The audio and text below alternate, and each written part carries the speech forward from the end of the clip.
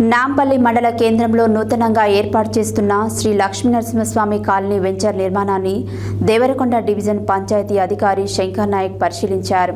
ఈ సందర్భంగా ఆయన మాట్లాడుతూ నాంపల్లి మండల కేంద్రంలో ఏర్పాటు చేస్తున్న శ్రీ లక్ష్మీనరసింహస్వామి కాలనీ ప్రభుత్వ DTCP నిబంధనలకు విరుద్ధంగా నిర్మాణం చేస్తున్నారని, వచ్చిన ఫిర్యాదుల మేరకు శనివారం మండల కేంద్రంలోనే శ్రీ లక్ష్మీనరసింహస్వామి కాలనీ వెంచర్ను పరిశీలించినట్లు తెలిపారు.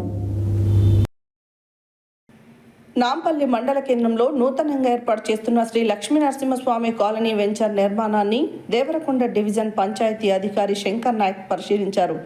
ఈ సందర్భంగా ఆయన మాట్లాడుతూ నాంపల్లి మండల కేంద్రంలో ఏర్పాటు చేస్తున్న శ్రీ లక్ష్మీనరసింహస్వామి కాలనీ ప్రభుత్వ DTCP నిబంధనలకు విరుద్ధంగా నిర్మాణం చేస్తున్నారని వచ్చిన ఫిర్యాదుల మేరకు శనివారం మండల కేంద్రంలోని శ్రీ లక్ష్మీనరసింహస్వామి కాలనీ వెంచర్ను పరిశీలించినట్లు తెలిపారు.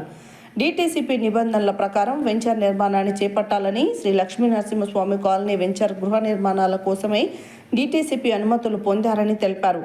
నిబంధనలకు విరుద్ధంగా వాణిజ్య ప్లాట్లను వెంచర్ నిర్వాహకులు ఏర్పాట్లు చేస్తున్నట్లు ఆయన గుర్తించడం జరిగిందని, కమర్షియల్గా దుకాణాల సముదాయం కొరకు షట్టర్ ప్లాట్ల నిర్మాణం కోసం ఏర్పాటు చేసిన గుర్తింపు రాళ్లను వెంటనే తొలగించడానికి నోటీసులు జారీ చేయాలని పంచాయతీ కార్యదర్శిని ఆదేశించినట్లు తెలిపారు.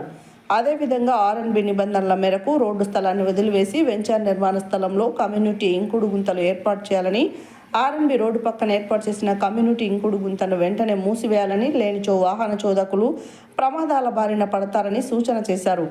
వెంచర్ మధ్యలో నుండి 11 kV విద్యుత్ వైర్లు ఏర్పాటు చేయడం వల్ల గృహ సముదాయాలకు ప్రమాదం వాటిల్లే అవకాశం ఉందని అన్నారు. అనంతరం ఆయన మాట్లాడుతూ DTCP నిబంధనలు అతిక్రమిస్తే లేఅవుట్ పర్మిషన్ LP నెంబర్ పొందలేరని అన్నారు. ఈ కార్యక్రమంలో డివిజనల్ పంచాయతీ అధికారి శంకర్ నాయక్, మండల పంచాయతీ అధికారి S ఝాన్సీ, పంచాయతీ కార్యదర్శి బుర్రి శ్రీనివాస్ తదితరులు పాల్గొన్నారు.